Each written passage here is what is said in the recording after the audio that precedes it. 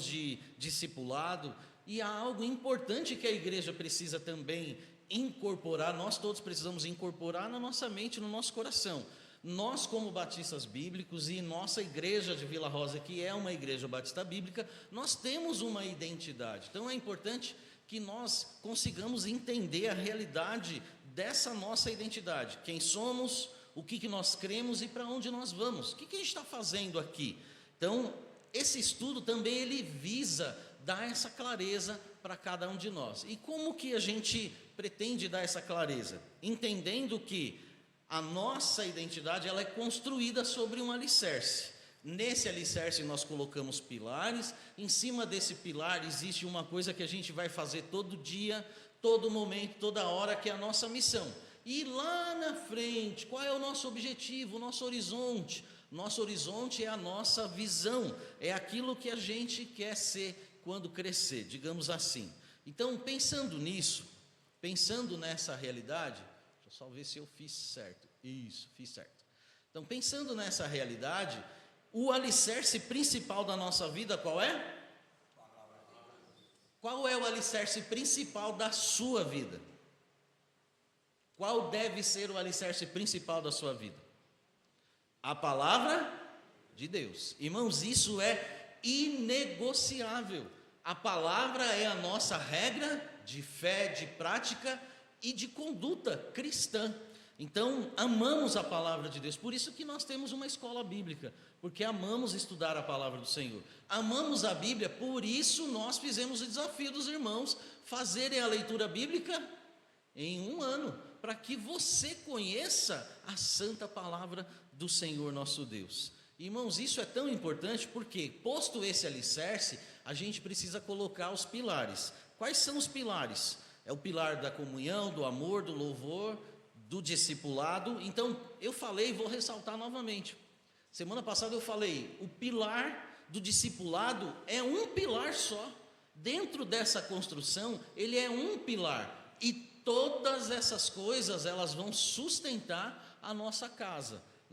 Todas essas coisas devem sustentar a nossa construção ou a nossa casa. E, irmãos, falando de alicerces ou de pilares, pense que nós temos dois pilares que são os pilares de comunidade. Pilares de comunidade é a comunhão. É bom estarmos aqui? E nós cantamos, é bom estarmos, eu não vou cantar não, né, irmãos? Mas é bom estarmos aqui louvando a Deus, podendo exaltar seu santo nome. Irmãos, que tempo glorioso, que tempo gostoso, os relacionamentos saudáveis. Nós cremos como igreja que o relacionamento saudável entre os cristãos traz essa sustentação. Também que o amor deve ser a expressão visível da nossa fé. Amamos uns aos outros e amamos as almas perdidas. Nós, os cristãos, irmãos, temos que ter esse amor aqui, o amor interno e o amor externo, né? Isso é importantíssimo. Fato importante também que nós temos dois outros pilares, que é os pilares de crescimento. Como que nós amadurecemos? Nós amadurecemos glorificando a Deus. Nossa vida é uma vida que deve ser uma expressão sincera de louvor e de rendição ao Senhor. Então, quando você olha para isso, você fala assim, minha vida está sendo isso, à luz da palavra do Senhor, eu estou vivendo uma vida de louvor. Se não estiver, então você tem tempo de poder corrigir, de poder seguir na sua caminhada diária isso. E aí nós enxergamos o discipulado como uma forma de crescimento, de formação, de um meio de que o povo de Deus se edifique e cresça para a honra e a glória do Senhor nosso Deus. E o último pilar, irmãos, também muito importante, é o pilar do testemunhar. Se eu sou um bom discípulo, eu vou testemunhar do que eu tenho vivido. Nós não podemos nos calar diante do que nós temos visto e vivido, ou ouvido. Nós não podemos nos calar. E vocês vão ver que ao longo do tempo, nesses estudos, isso vai fazer um pouco de sentido. Nós não vamos aprofundar tanto, né? Mas, como poderia ser talvez numa classe em que esse tema fosse abordado por mais tempo. essa base do que vocês estão vendo aqui, irmãos, eu estou preparando um material para 15 estudos. Nós vamos ter 15 estudos. E eu estou dando esse estudo em praticamente 4 semanas. Ou seja, metade, um quarto do tempo, né? Em um quarto do tempo, a gente não consegue se aprofundar tanto. Mas nós vamos chegar lá para a honra e a glória do Senhor nosso Deus. O que a gente faz todo dia? Qual é a declaração de missão da nossa igreja? Todos juntos?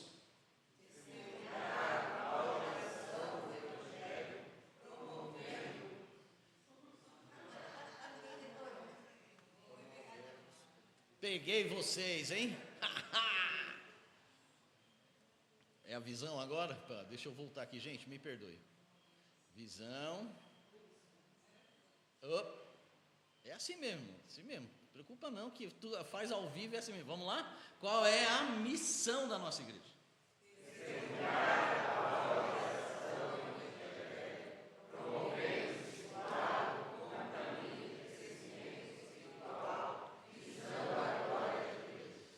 Testemunhar a atual geração. Irmãos, quando a gente pensa em atual geração, não são só as crianças, é esse povo que vive agora. Nós estamos sendo testemunhas, e quando a gente fala, irmãos, de ser testemunha, há uma coisa assim, talvez uma nuvem tão grande. A testemunha é o pastor, ele tem vocação, ele é pago para isso. Irmãos, todos nós somos. E ser-me-eis tanto como Mateus 28 foi dado para a igreja de Jesus, não foi dado para Pedro, por exemplo. Jesus podia chamar Pedro e falou: Pedro, você vai ser o primeiro pastor, tá? Ou se é que tem uma igreja, como ela fala, você é o papa, né? Você é o manda-chuva aí da situação. Então eu vou dar a ordem para você. Jesus não deu a ordem para um, ele deu para todos, e esse todos multiplicou. Irmãos, testemunhar a atual geração, promovendo o discipulado como caminho de crescimento espiritual. Por que a nossa vida não cresce espiritualmente? Por que nós não crescemos espiritualmente como igreja? Talvez resida no fato de que nós não estamos sendo bons discípulos e nós não estamos fazendo discípulos. Nós nos acomodamos e não estamos cumprindo a ordem de Jesus, infelizmente. Qual é a nossa visão? Quando a gente crescer, o que a gente quer ser?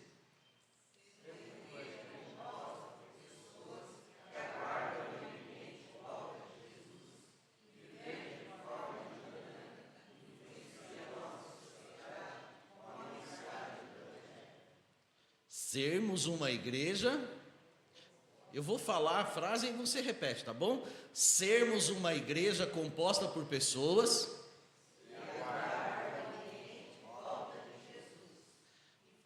Eu vou falar e você repete. Sermos uma igreja composta por pessoas que aguardam a iminente volta de Jesus. Que vivendo de forma dinâmica, influencia a nossa sociedade com a mensagem do Evangelho. Poderíamos fazer, né, irmão Daniel? Falar de cor, né, irmã Daniela? Aqui, e valer ponto, né? A missão e a visão da igreja, né? Além dos versículos, né? Eu vi que tem irmãos aí que fecharam os olhos e começaram a falar, né? Então, decore isso. Os irmãos, nós vamos estar falando mais isso. Irmãos, nós temos 5 valores, nós temos missão e visão. A igreja tem uma estratégia para seguir adiante. E uma coisa, irmãos, que é importante, essa é a nossa identidade. Então, valorize isso, ore por isso e vamos, em nome de Jesus, viver isso. A igreja, ela é uma igreja interdependente. Não é uma convocação, não é uma responsabilidade dos professores, dos diáconos, do pastor. Nós temos, irmãos, que ter consciência de que isso é uma responsabilidade de todos nós. E o discipulado, ele traz isso. Então, o pastor vem, prega, faz a parte dele, o músico toca, o outro ora, e aí, beleza, vou lá, pego a minha lista, fiz, volto para minha casa, volto à noite, fiz. Será que é isso? Essa é a realidade do que a gente está vivendo? O discipulado, ele nos desafia a confrontar esses tipos de pensamento e entender que é responsabilidade de todos. Meu irmão, minha irmã, eu fazendo a lição essa semana e por ter visto e ouvido na minha pesquisa, nos meus estudos, será que não dói o teu coração de ver que o banco que está aí, no banco que você está sentado do teu lado, não tem alguém? Dói ao teu coração de saber que teu pai e tua mãe podia estar aí, do teu lado. E aí, irmãos, a gente passa a vida inteira vindo para a igreja, entrando e saindo, e não se dando conta de que muitas vidas estão a caminho do inferno, e isso não dói o nosso coração. A responsabilidade de quem? Pastor, vai lá e faz. A gente paga. Irmãos, ninguém paga nada aqui. Ninguém paga. Se consagra, se devolve a Deus. Eu tenho que administrar a minha parte, você tem que administrar a sua. A igreja tem que estar envolvida. E o discipulado, irmãos, ele serve para isso. É realmente para nos confrontar e nos colocar, irmãos, em choque com essas coisas. Essa semana eu chorei, irmãos, pensando nisso. Chorei pensando nisso. Será que eu estou vivendo essa realidade de entrar e sair da igreja e não sentir nada, porque não tem ninguém do meu lado? Tudo bem, eu sento ali, né? Normalmente. Você senta aí, eu sento aqui às vezes também. Tem alguém que poderia estar aí do teu lado e não está? A responsabilidade, irmãos, é de todos nós. Hoje nós vamos começar a falar sobre o DNA do discipulado. Hoje nós vamos começar a falar sobre 6 condições essenciais do discipulado. As 6 condições, irmãos, elas se conversam. É uma jornada, é uma caminhada. Então não é simplesmente um passo de cada vez, são todos esses passos que você vai dar e ele não vai acabar, ele vai continuar. Só vai terminar quando Jesus voltar, ou quando você deixar esse mundo. Primeira questão, centralidade de Jesus. Jesus tem que ser o centro da sua vida. Aí nós vamos pensar um pouco, o que é Jesus ser o centro da nossa vida? Nós vamos falar sobre a morte do eu. O seu eu precisa morrer, você precisa morrer. Você também precisa renunciar, que é a terceira. Mas não adianta só renunciar, porque assim, se Cristo não é o centro da minha vida, eu não consigo morrer, eu não consigo renunciar, e a palavra também não fica no meu coração. Muita gente não tem palavra de Deus no coração, está se enganando como cristão, como evangélico, porque, irmãos, Gretchen é evangélica, e aquele tipo de coisa, e muitas outras pessoas aí fora, me perdoe aqui com todas as devidas vênias e com todo o respeito, não me representa. Ser cristão não é aquilo não é a imagem de Cristo, não é a imagem de Cristo. Então, permanecer na palavra, você precisa renunciar, você precisa morrer, e Cristo precisa ser o centro da sua vida. E nós vamos aí, irmãos, a partir disso, desenvolver, que é o quinto, um amor incondicional. Aí fica fácil amar as pessoas. Eu estou vendo que os irmãos estão tirando foto, fiquem tranquilos, eu vou mandar, como eu fiz na semana passada, eu vou mandar todos esses slides no... Não, pode, se quiser tirar, pode. Mas eu vou mandar todos esses slides lá no grupo da igreja. Você vai ter a imagem lá, tá bom? Então, só para poupar aí o seu trabalho de ficar tirando foto. Eu vi que outros fizeram, o irmão Reis, como eu tenho mais liberdade com ele, né? Aí o irmão Reis, eu sei que não tem problema, depois ele puxa, né, a minha orelha lá fora. Pastor, você me chamou a atenção. Não foi isso, né? Mas só para dizer que depois eu vou mandar lá. Mas eu fico feliz de ver essa atitude dos irmãos pelo interesse. Irmãos, a sexta questão é frutificar. Quando você pensa que você é um discípulo de Jesus, você está frutificando? E a questão que você pode ver, está bem pequenininho ali, bem no cantinho, é um ciclo, irmãos, contínuo. É uma coisa que vai gerando outra, é uma coisa que vai gerando outra. E nós vamos falar sobre essas questões. Com certeza não vamos conseguir falar tudo hoje, mas nós vamos falar dessas questões. Pense comigo, Discipulado é uma trilha, é um caminho. Qual é o caminho que a gente está seguindo? Olhando para Jesus, autor e consumador da nossa fé. O nosso caminho, irmãos, a gente já tem um destino certo. O destino certo é que se me der um ataque cardíaco agora e eu morrer, alguns vão chorar, mas eu vou para o céu. Amém? Eu vou para o céu. Ó, irmão, não chore no meu velório, por favor, tá? Alegria, muita música, deixa só a minha família chorar. Só eles têm o direito de chorar. Vocês têm que se alegrar, alegria. Morreu, já está promovido na glória, louvado seja Deus. Vai vir outro pastor e a obra do Senhor vai continuar em nome de Jesus. É assim, irmãos, essa é a realidade. Nós sabemos o nosso destino. Essa trilha do discipulado é, irmãos, uma coisa fascinante. É fascinante. Por que ela é fascinante? Porque você pensa num caminho. Não é uma lista de coisas que eu tenho que fazer a cada momento e ficar ali só marcando. Ela é uma jornada. Então pensa que você está indo. Está indo. O destino final, irmãos, a gente, como eu disse, a gente já conhece. Então, isso que nós estamos aqui propondo para os irmãos é um guia. E esse guia, irmãos, ele é muito bacana, né? Muito bacana. O DNA do discipulado vai mostrar para nós, guarde isso, as 6 condições essenciais para uma vida que multiplica. Uma vida que multiplica, ela tem que ter essas 6 condições essenciais. Então pense assim, não é uma lista apenas, não deve ser uma lista, mas tem que ser algo que quando você abre lá dentro, então se fizesse um estudo aí das suas células, e aí vamos fazer o DNA, quando a gente pega lá para fazer o DNA, o que a gente acha? A gente acha lá, segundo a ciência, cromossomos, XX, XYY, XY, e aí vai, né? Quem já estudou um pouquinho disso daí sabe. Quando abrir lá, irmãos, o seu DNA, vai ver o quê? Essas 6 coisas. Tem que ter essas 6 coisas lá dentro do nosso DNA. Então, não é uma vida, aliás, não é só uma lista, mas é a essência de uma vida rendida, uma vida que tem uma rendição. Então eu convido você a fazer parte dessa jornada a partir de agora e que nós vamos pensar sobre o primeiro fundamento.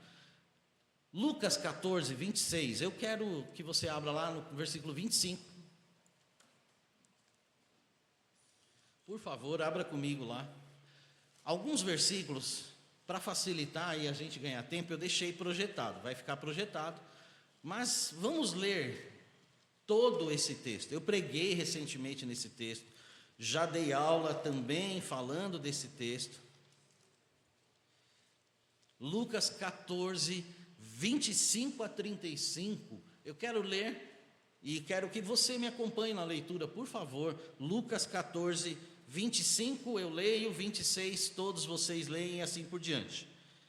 Ora, ia com ele uma grande multidão, e voltando-se, disse-lhe: se alguém vier a mim e não aborrecer a seu pai, e mãe, e mulher, e filhos, e irmãos, e irmãs, e ainda também a sua própria vida, não pode ser meu discípulo.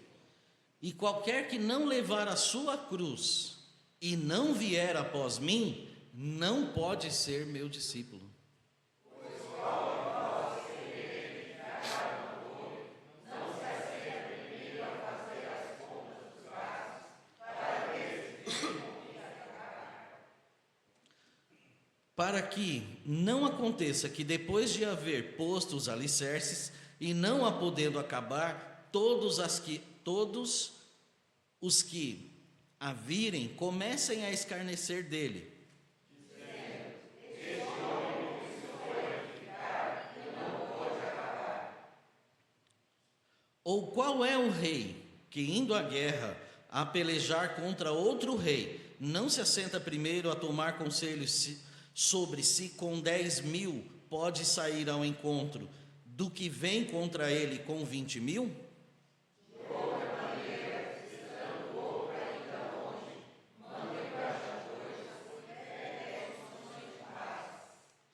A Assim, olha, preste atenção a essa ligação que Jesus faz. Ele contou duas histórias, e aí ele vai voltar para o tema. Assim, pois, qualquer de vós que não renuncia a tudo quanto tem, não pode ser meu discípulo.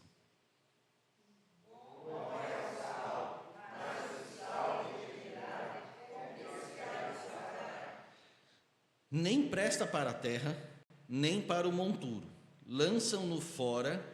Quem tem ouvidos para ouvir, ouça. Meus irmãos, esse é o texto base, né, um dos textos bem conhecidos no Novo Testamento, que fala sobre isso. Quando a gente fala sobre a centralidade de Jesus, então vamos pensar assim, ó.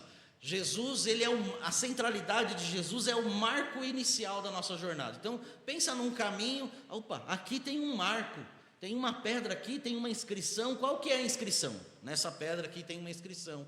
E a inscrição diz, para você começar essa jornada, Cristo tem que ser o centro da sua vida. Jesus, irmãos, ele deve ser estabelecido como prioridade indiscutível. Ele é a pedra angular do discipulado. Cristo vai definir a trajetória. Cristo vai dizer para você como que tem que ser a sua caminhada. E ele fez isso com os homens a quem ele chamou. Isso requer de nós, irmãos, três coisas pelo menos. Fidelidade absoluta. Quando a gente fala de Cristo ser o centro da nossa vida, preste bem atenção a isso, irmãos. Talvez os pastores, nós, os líderes, os pastores, e eu falo por mim, e falo com muito menos experiência do que muitos pastores, mas talvez um erro nosso, é querer dizer para a igreja que o culto da igreja é o centro da sua vida. Não é. O culto da igreja não é o centro da sua vida. Estar na escola bíblica é muito importante, mas não é o centro da sua vida. Estar no culto de oração é muito importante, mas não é o centro da sua vida. Estar no domingo à noite não é o centro da sua vida, irmãos. Isso não quer dizer que Cristo é o centro da sua vida. Agora, se Cristo é o centro da sua vida, então você vem. Aí você faz parte disso. Fidelidade absoluta, irmãos. Eu serei fiel ao meu Senhor até o último momento da minha vida.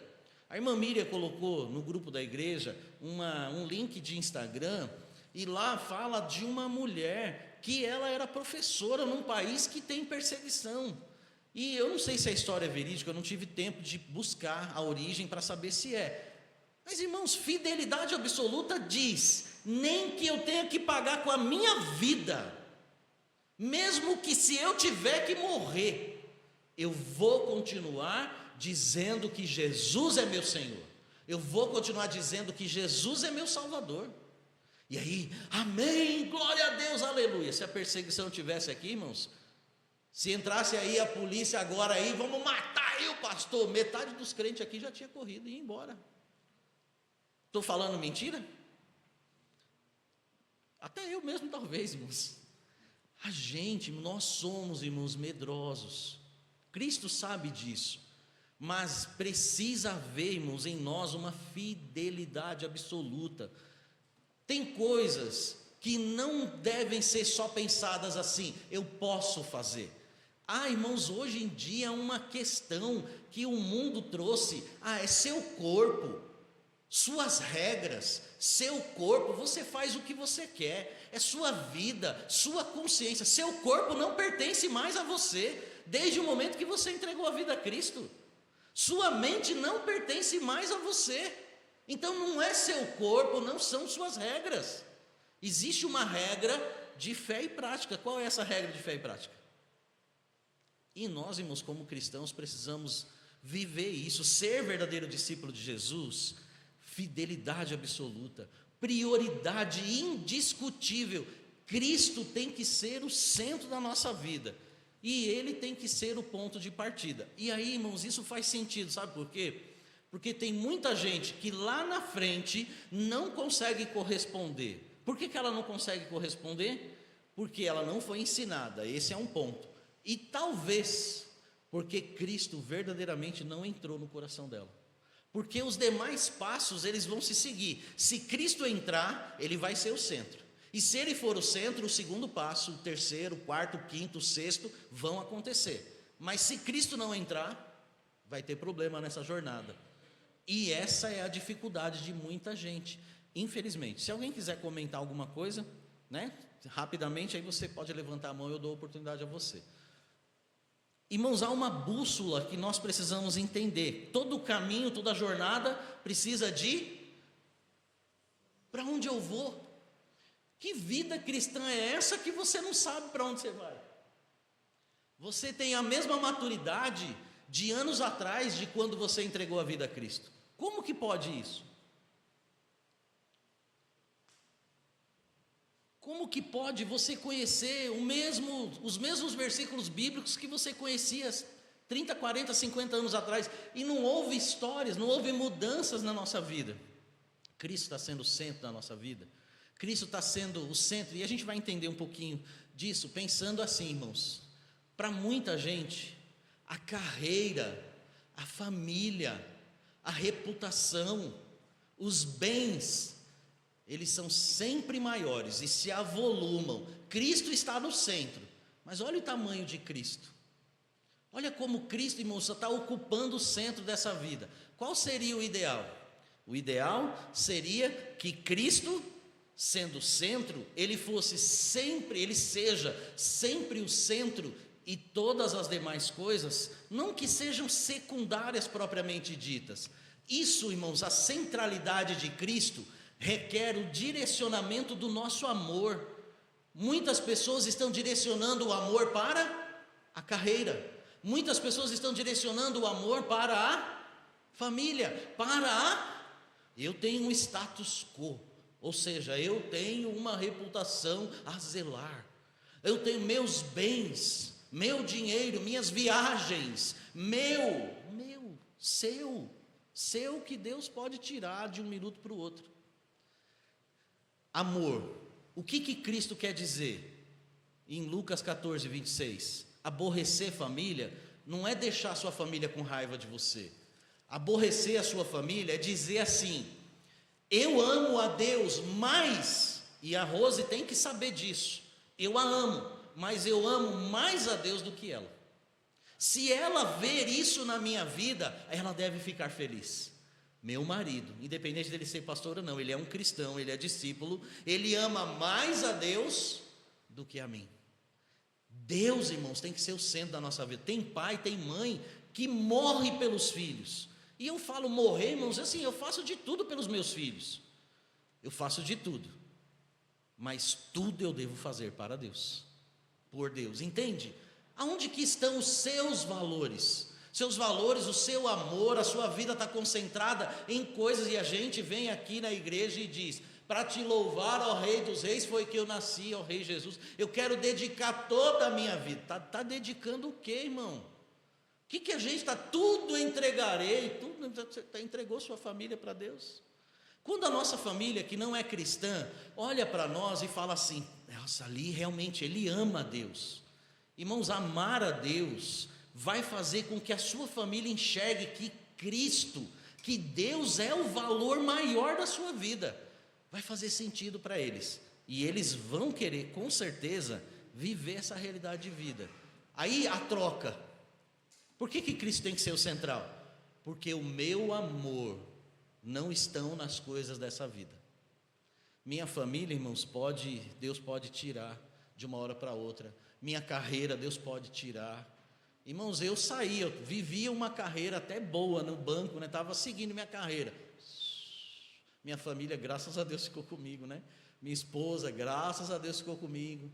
E aí Deus foi me ensinando: não se preocupe com a sua reputação. Irmãos, o que tem de gente que joga lama na cara da gente, tenta denegrir, tenta fazer um monte de coisa aí, falar mal da gente, a vida inteira, irmãos, sempre foi assim.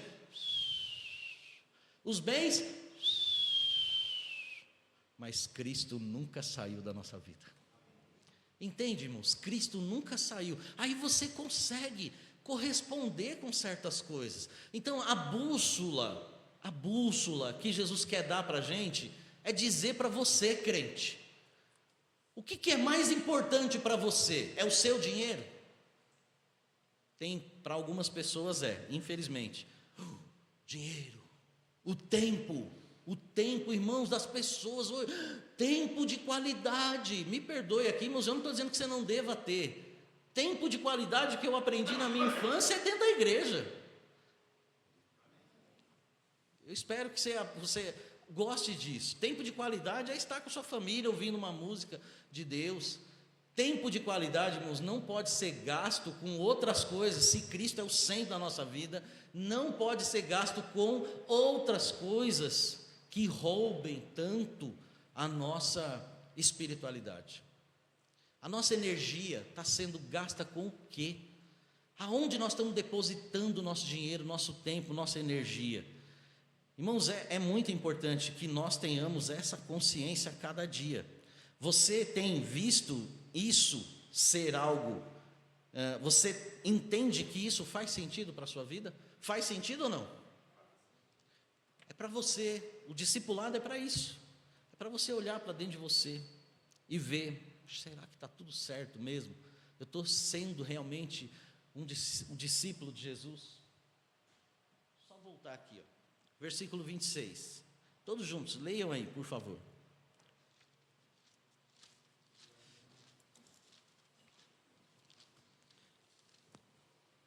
Pode ler, todos juntos.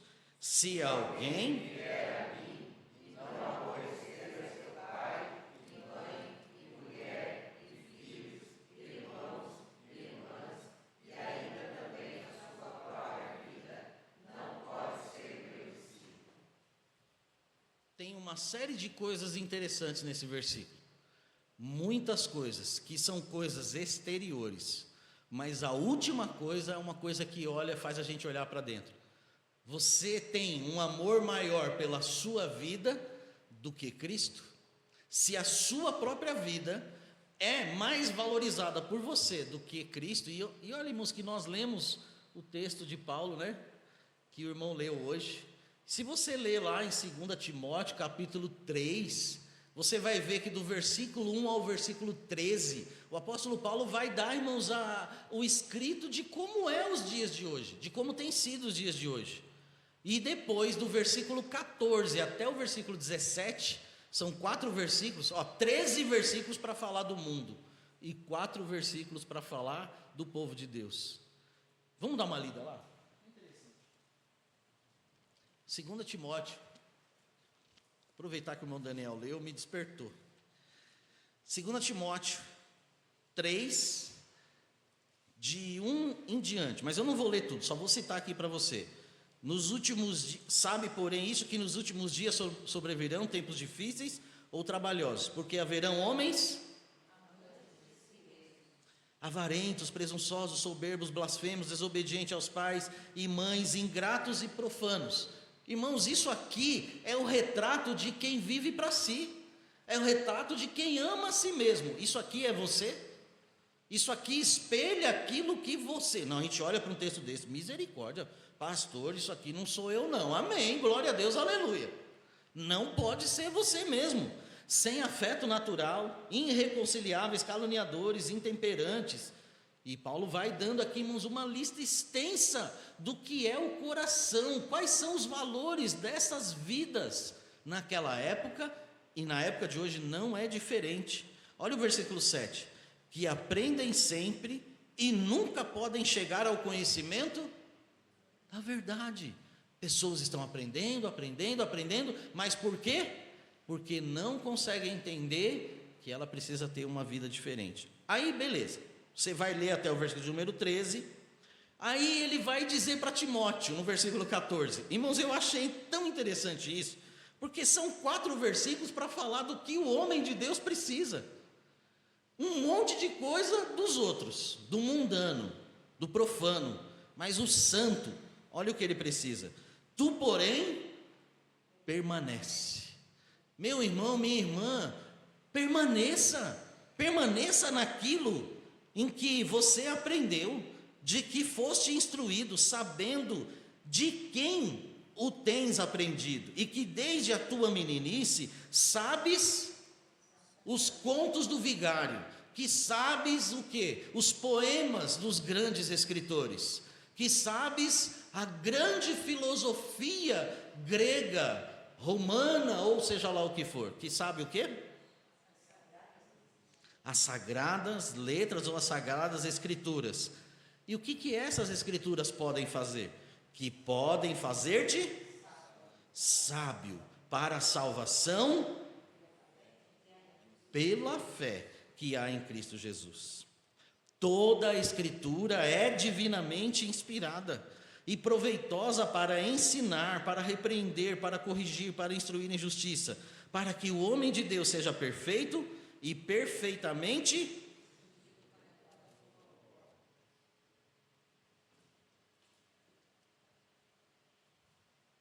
entende o que é centralidade? É isso, irmãos. Nós precisamos viver essa centralidade.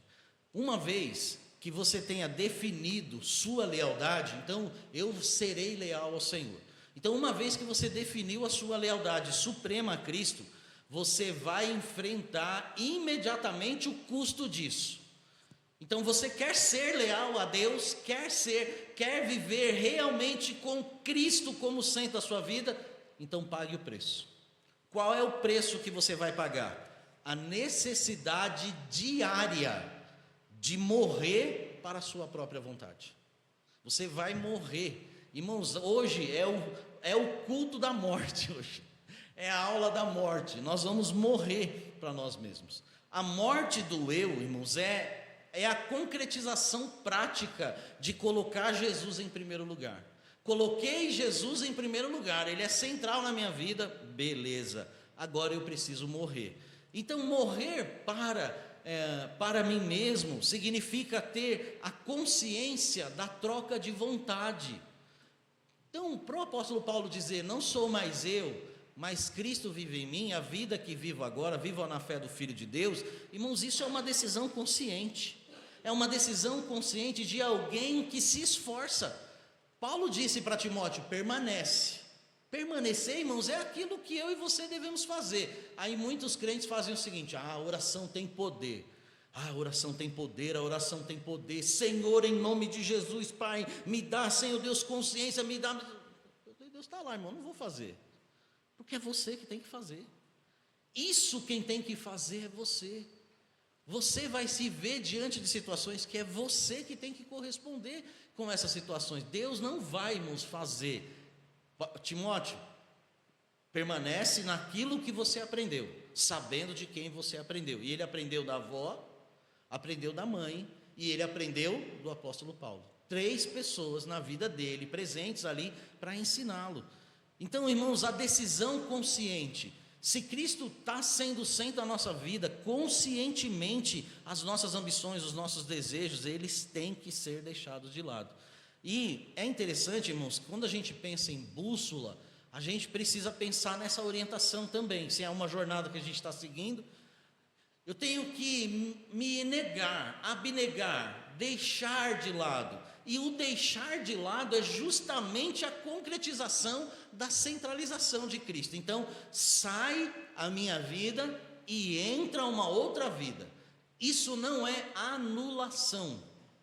E aqui, irmãos, a gente começa a entender um pouco do chamado dos discípulos. Jesus passa lá e ele chama, vem a mim e eu vos farei pescadores de homens. Irmãos, esses homens deixaram de ser pescadores, eles perderam o conhecimento deles. Pedro deixou de ser aquele homem impetuoso? Não, ele continuou sendo Pedro, ele continuou sendo pescador, ele continuou, não é autonegação, mas é a substituição consciente. Eu preciso viver uma vida diferente. E aqui eu falo que a gente começa a entender o chamado, sabe por quê? Porque parece que ao longo dos anos, quando a gente fala de discipulado, a gente está chamando a igreja para se tornar pastor também, e não é isso.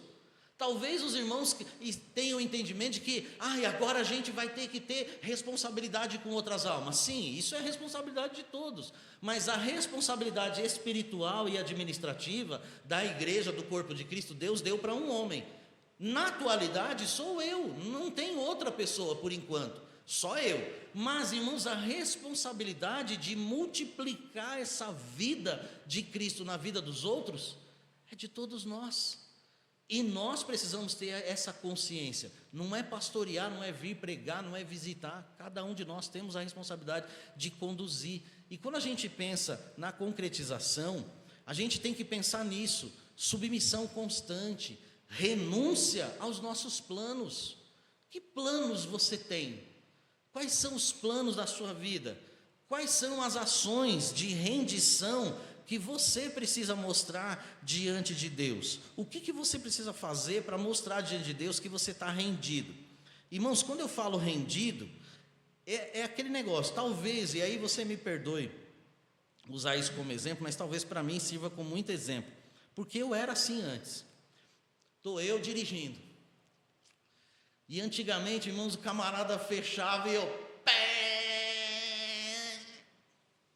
Hoje, irmãos, para dar uma buzinada em alguém, mas custa, viu? Custa muito, para dar um farolzinho, alguma coisa, custa. Estava brincando com meu pai esses dias, a gente estava voltando, né, do hospital, levando meu pai para casa, lá em Boimirim. Eu vim para a direita, e na direita tinha uma entrada, e um cara cantando pneu atrás, dando farol, dando seta. Aí eu peguei e liguei a luz de ré. Quem tem a câmera, né, para ver se ele estava muito perto. Não dava para manobrar. Acho que o cara se irritou mais ainda, né? Tipo, esse cara tá zoando comigo. Ele queria entrar, e ele estava certo, porque era a entrada dele. E aí eu entrando e tentando entrar. Ninguém dava vez. Aí eu virei para o meu pai e falei assim, que eu brinco com meu pai, chamei ele de Nonato, né? Eu falo: ô Nonato, lá em São Bernardo não é assim não, viu? Lá em São Bernardo todo mundo dá a vez.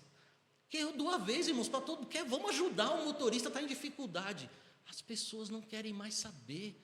Aí quando pensa, quais são as ações de rendição que você tem? Se alguém te xingar, você xinga também. Não é assim que o mundo ensina? Mas se Cristo, irmãos, é o centro da nossa vida, você vai morrer para o seu eu. E morrer para o eu significa fazer diferente. O que você pode fazer diferente que todo mundo faz igual? Então, a centralidade da vida cristã reside nessas situações. Se eu for dar oportunidade para você, eu tenho certeza que você teria, com certeza, muitos e muitos exemplos para dar em relação a isso. Alguém gostaria de dar pelo menos um exemplo? Não? Irmão Valdilson? O microfone vai chegar aí, irmãos. Ações de rendição. Quais são as áreas específicas? Por exemplo, áreas de teimosia. Marido, né? Marido muito teimoso. Eu não vou nem pedir para as irmãs levantar a mão aqui, quem tem marido teimoso, que a Rose vai levantar a mão dela. Valdilson. O pastor já falou muito bem em relação a isso, né? E Cristo, Ele é o centro das nossas vidas, em todos os momentos. E aí é uma luta que nós temos conosco mesmo. Em relação ao trânsito que o pastor disse, é muito simples. Isso acontece com qualquer motorista. Você está andando na rua, a pessoa te fecha, automaticamente nós queremos evitar. Aí temos que pensar em três coisas. Será que a pessoa não está num local que ela não conhece? Isso é um ponto para você relevar. Será que essa pessoa ela fez de maldade? Qual que é a resposta para isso? Senhor, abençoe essa pessoa e deixa ela acertar com Deus. É simples. Não, eu tenho adotado isso há muitos anos, irmãos. Às vezes tem pessoa que está do lado que quer buzinar, quer colocar minha mão na buzina. Você não vai buzinar? Eu falei, não tem necessidade. E a gente vai caminhando, aprendendo, né? Porque não vale a pena, é besteira. Acho que tem situações, irmãos, que depois que acontece, é só sentar e chorar. É verdade. Não adianta. Mas esquece. Reflita. De repente a pessoa não é daquele local, se enganou. E se ela fez por maldade, entrega na mão de Deus. Acho que esse é o plano. Eu não vou falar que é minha palavra, tá? Mário Sérgio Cortella e outras pessoas que lidam, né, com esse mundo da vida do homem, de entender o comportamento das pessoas, dizem 5 primeiros segundos. Se você parar para refletir, eu estou me esforçando para isso, tá? 5 primeiros segundos, parar para refletir, evita muito problema. Aí depois você responde. Irmão Valmir? Bom dia, irmãos. Pensando por esse lado, eu acho que o maior exemplo que cada um de nós podia passar um para os outros, trabalhar a paciência. Porque eu vejo muito as pessoas, principalmente mulheres, falando: ah, mas eu sou assim mesmo, se tiver de dizer a verdade, esteja onde estiver, eu vou falar. Poxa vida, mas onde está no seu consciente a convenção? Isso são mulheres de Deus, vestidas como mulheres de Deus, cabelos, tudo parecendo mulher de Deus. Então o que acontece? Ainda não há tolerância, ainda não há convenção nessa área, porque quem é convertido não fala em qualquer lugar, de qualquer jeito, de qualquer modo, porque você não está sendo um bom exemplo. Você tem que engolir as palavras, ainda que se aborreça, seja educado. Filho de Deus é educado, não precisa se esbofetear os outros para dizer a verdade, mas sim, dentro da palavra de Deus, com a palavra de Deus, é o melhor exemplo para se dar as respostas. É verdade, irmão Valmir. Irmãos, olha, enganchando isso que os irmãos disseram, só colocando, pontuando ali, ó, submissão, né? Submissão. Obrigado, viu, irmão Rosa, por você ter notado que está escrito errado, eu peço perdão aos irmãos. Submissão constante, agir em obediência quando o custo para você é muito alto. Quando o custo para você é muito alto, em alguns momentos, irmãos, é fazer as coisas erradas, é entrar num lugar que você não deve entrar, é fazer um negócio ilícito que você não deve fazer, entendeu? Tem alguns negócios ilícitos feitos aí no país com mais de 120 milhões de reais, mas tá bom, não tem contrato, essas coisas todas que você deve ter visto por aí. Não é esse tipo de coisa, irmãos, que vai revestir a vida de nós, os cristãos. Muito dinheiro envolvido, e aí mas peraí, quem é que vai ganhar com isso? Custa muito? Então é nessa hora que a gente vai mostrar realmente a submissão. A renunciar os nossos planos. Vimos aqui uma missionária jovem, veio aqui à igreja Juliana, irmãos, sendo submissa a Deus, pelo chamado dela. Agora, para você ser submisso a Deus, ao chamado que Deus deu a você, qual seria o plano que Deus colocou para você, que você pode renunciar? Eu tenho um plano de ir 7 horas da noite para a academia, porque assim, eu tenho que ficar no shape esse ano, mas 7 horas da noite é a hora que eu tenho que dar o discipulado para o Cris, eu vou estar com o Cris lá, mas eu vou então para a academia e eu não dou discipulado para ele, não ajudo ele a crescer espiritualmente. Planos na nossa vida precisam muitas vezes de renúncia, para que a gente consiga mostrar para nós e para os outros que Cristo é central, né? Ações de rendição, por exemplo, alguma questão que eu citei de teimosia, práticas aí através de atos concretos. O que, irmãos, nós precisamos fazer? Eu e você precisamos fazer uma lista, é ser honesto com Deus e com você. Chega em casa, meu conselho a você, chegar em casa, faça uma lista, escreva, o que eu preciso morrer? Tem gente, irmãos, que é muito rápida para falar, Senhor, eu preciso morder minha língua, Deus me ajuda, me dá sabedoria, como que eu vou fazer isso? Tem gente, irmãos, que só consegue pensar o que é ruim dos outros, por mais duro que nos seja, mas em muitos momentos é isso, a pessoa ela vê, nossa, mas aquela pessoa ali, ela começa a pensar, Deus muda a minha mente, Deus muda o meu coração, irmãos, eu e você, nós só vamos mudar se a gente conscientemente olhar para dentro de nós, fecharmos os nossos olhos e falar, Senhor, toma conta desse ser, toma conta dessa vida. Senão, irmãos, nós vamos ser, conforme o apóstolo Paulo fala em Efésios 4,17, nós não podemos viver a vida como o mundo lá fora. Como o mundo lá fora vive? Entenebrecidos, ou seja, a vida deles é uma vida de trevas, de escuridão, não tem a clareza. Lâmpada para os meus pés e luz para os meus caminhos. Então, irmãos, a necessidade de se revigorar diante de Deus tem que existir dentro da minha vida e da sua vida. A terceiro passo, né, a terceira etapa dessa jornada e a quarta, elas vão vir mais ou menos juntas nesse sentido. Esvaziar-se para que você possa ser preenchido. E para você se esvaziar, você precisa, irmãos, ter esse ato interno de se negar, de morrer para si mesmo. E fazer um compromisso exterior de renúncia. Então, internamente, eu me nego, porque Cristo vai assumir o controle, entende? Cristo é o centro, Cristo assume o controle, aí eu consigo fazer renúncias. Muitas vezes, as pessoas não renunciam, porque Cristo não é o centro.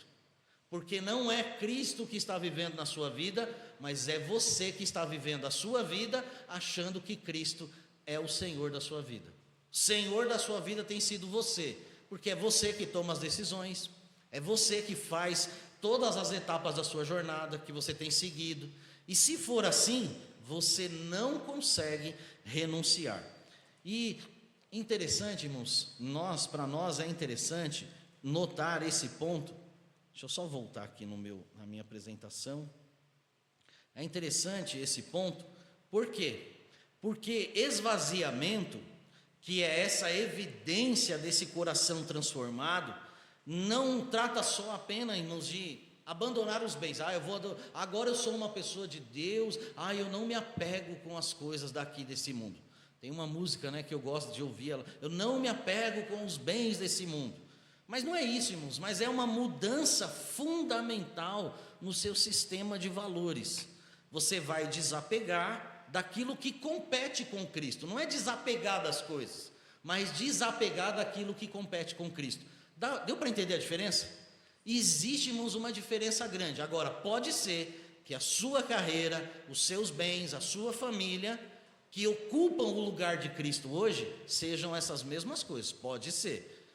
Qual é a base bíblica? Qualquer de vós que não renunciar a tudo quanto possui, não pode ser meu discípulo. Nós estamos numa jornada, não estamos? Não é uma viagem? É uma jornada, uma viagem. Você vai fazer check-in. Hoje em dia está tudo moderno, vou lá, pego o celular, baixo o QR Code, vou fazer check-in lá no aeroporto, seja onde for, beleza.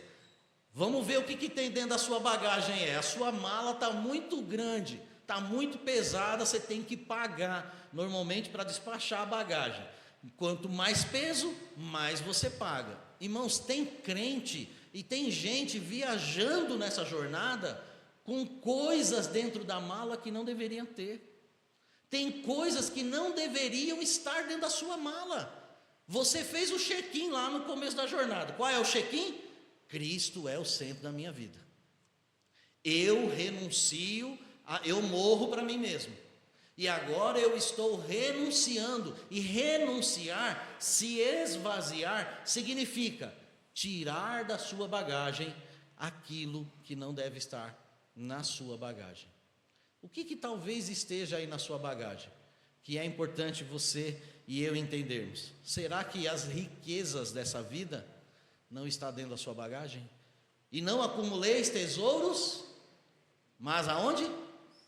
Paulo fala em Colossenses, pensai nas coisas e não nas que são.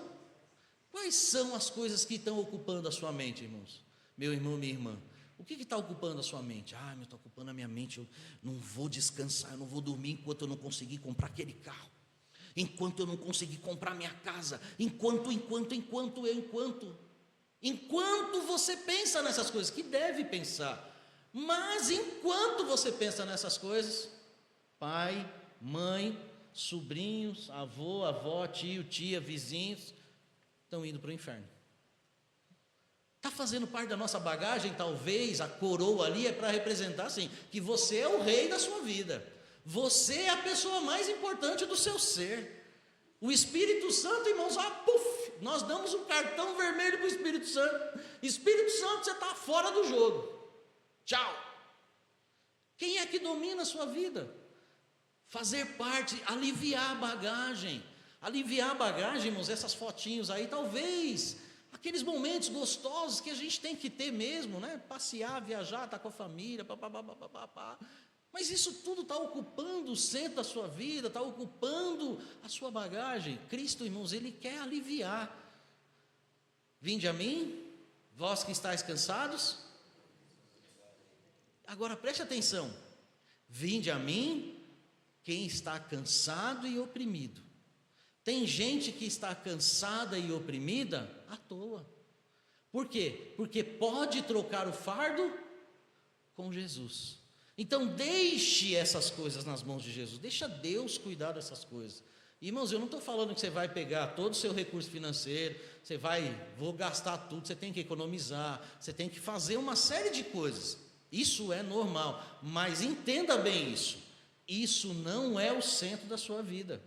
Isso não é o que deve ocupar a sua mente e o seu coração. E aí, quando a gente fala, irmãos, de bússola, a gente precisa entender que a bússola que vai nos orientar, vai nos dizer, você precisa abandonar incondicionalmente. Quanto mais você se apega às coisas dessa vida, quanto mais você quer, mais você se apega, menos talvez das coisas de Deus, menos das coisas de Deus você vai ter oportunidade de usufruir. Ou você vive nesse mundo, ou você vive para a glória desse mundo, ou você vive para a glória de Deus. E Deus é muito claro, Jesus foi muito claro, não podeis servir a dois, ou você serve a você mesmo, a sua vontade, e ao Deus das riquezas, a Mamon, ou você serve a mim. Porque se você não renunciar incondicionalmente, se você não abandonar, você não pode ser meu discípulo. Irmãos, abandonar não significa declaração de pobreza. Tem muito crente rico, riquíssimo, mas que a riqueza dele não ocupa o lugar da vida dele, não ocupa o centro. Ele consegue morrer para si mesmo, e ele não toma banho num banheiro revestido de mármore. Se pode, amém, glória a Deus, mas isso não ocupa um crente batista bíblico na Bíblia, que foi assim, eu vou brincar com você, um crente assim, Jó, homem rico, tinha tudo, mas todos os dias Jó fazia os seus sacrifícios, todos os dias Jó renunciava, todos os dias Jó morria para ele mesmo, e ainda fazia pelos filhos. Então a bússola vai nos dizer, se você quer seguir nessa caminhada, você tem que abandonar, você tem que mudar os seus valores, né? Tem que mudar, seus valores precisam ser outros. E, irmãos, a última coisa importante, descarte da sua bagagem. Pensa comigo, o que está na sua bagagem?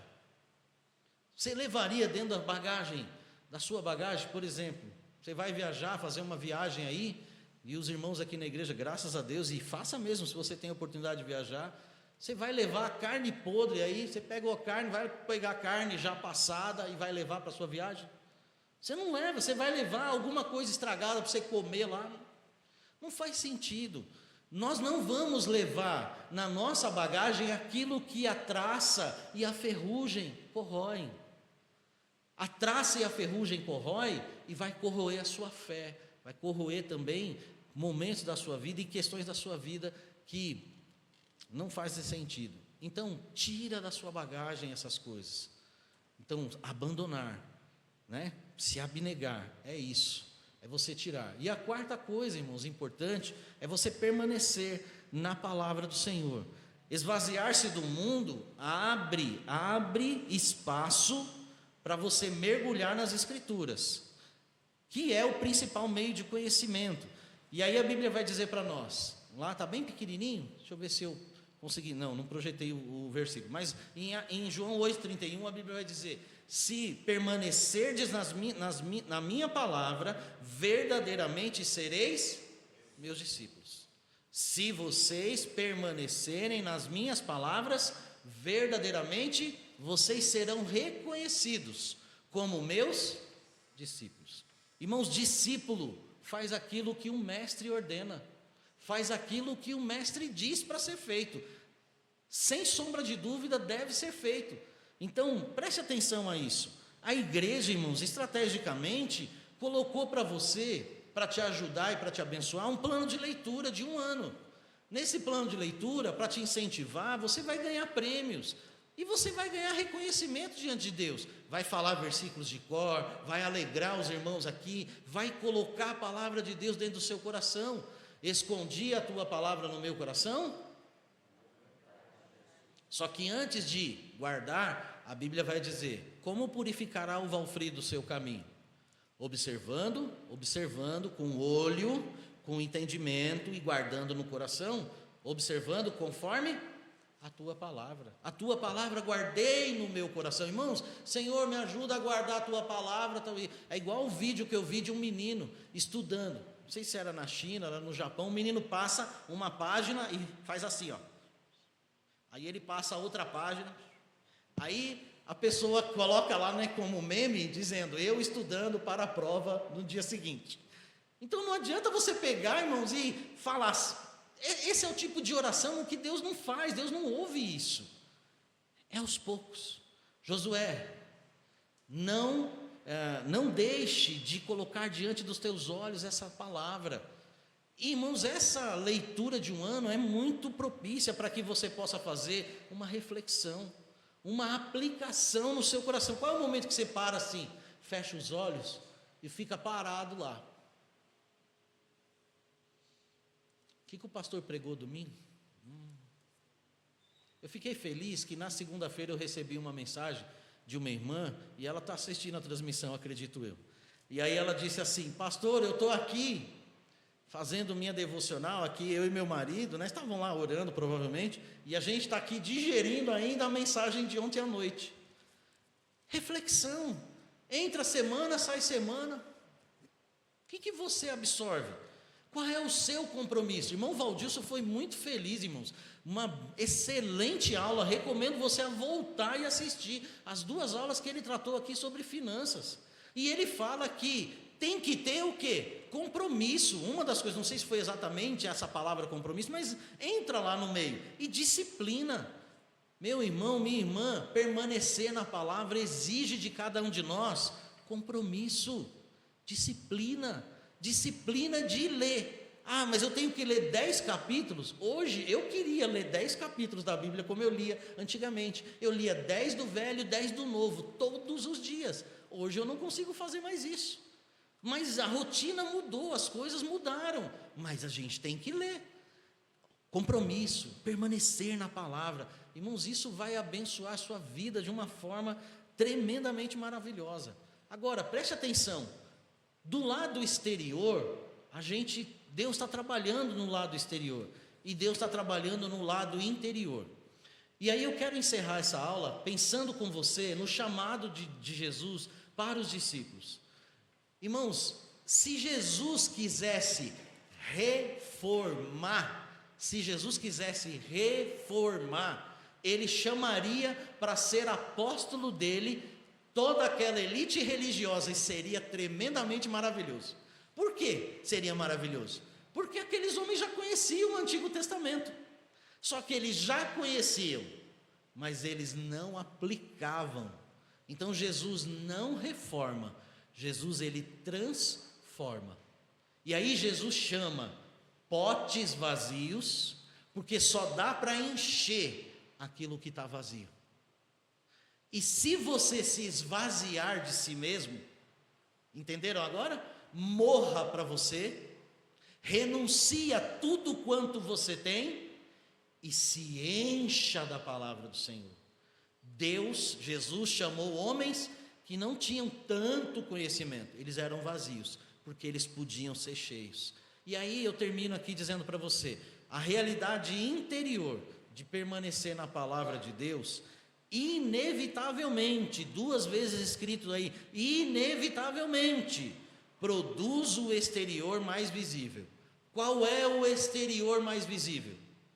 Se Cristo é o centro da minha vida, se eu morri para mim mesmo, se eu renuncio a todas as coisas, se a palavra de Deus está no meu coração, eu consigo, irmãos, amar uns aos outros.